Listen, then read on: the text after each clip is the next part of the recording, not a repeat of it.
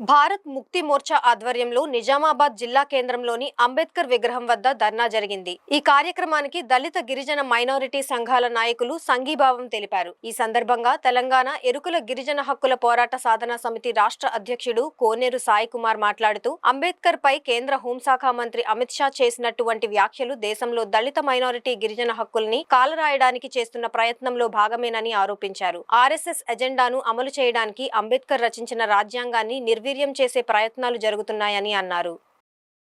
భారత్ ముక్తి మోర్చా తరఫున తలపెట్టినటువంటి ఈ యొక్క ధర్నా జైల్ బరో కార్యక్రమానికి మేము పూర్తి మద్దతు తెలియజేస్తున్నాము. ఎందుకోసము అని అంటే ఈ దేశంలో బీజేపీ పార్టీ దాని యొక్క మూల్యాంకమైనటువంటి ఆర్ఎస్ఎస్ మతోన్మాద సామ్రాజ్యాన్ని విస్తరించడానికి అనేక విధాలుగా ఈ రాజ్యాంగాన్ని నిర్వీర్యం చేయడానికి డాక్టర్ బాబాసాహెబ్ అంబేద్కర్ గారి పైన ఆయనని తక్కువ చేసి చూపించడానికి మొన్న పార్లమెంట్లో అమిత్ షా గారు ఆయన గురించి అనుచిత వ్యాఖ్యలు మాట్లాడడం జరిగింది.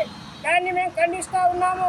ఎందుకంటే దేశానికి లిఖిత పూర్వక రాజ్యాంగం ఇచ్చినటువంటి వ్యక్తి డాక్టర్ బిఆర్ అంబేద్కర్ గారు.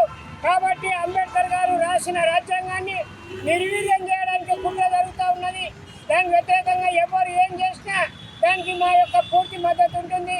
అదేవిధంగా ఇంకో విషయము, ఈ దేశంలో ఎంతోమంది నిత్యము ఎస్సీ ఎస్టీ బీసీ మైనార్టీల పైన అత్యాచారాలు జరుగుతూ ఉన్నాయి. వాటి పట్ల కూడా ఇవాళ భారత్ ముక్తి మోర్చా చేస్తున్న ఆందోళనకు మా యొక్క పూర్తి సంఘీభావాన్ని మద్దతు చేస్తూ ఉన్నాం.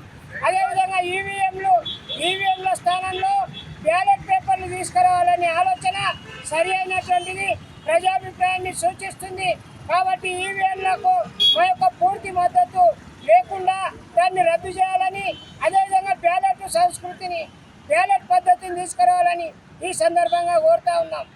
అంతేకాదు ఇంకోటి, ఈ మధ్యనే జై భీమ్, జై బాపు, జై సంవిధాన్ పేరు మీద ఆందోళన కూడా చేస్తూ ఉన్నాం. దాంట్లో భాగంగానే వీరికి మా యొక్క పూర్తి మద్దతు ఇవ్వడం జరుగుతుంది.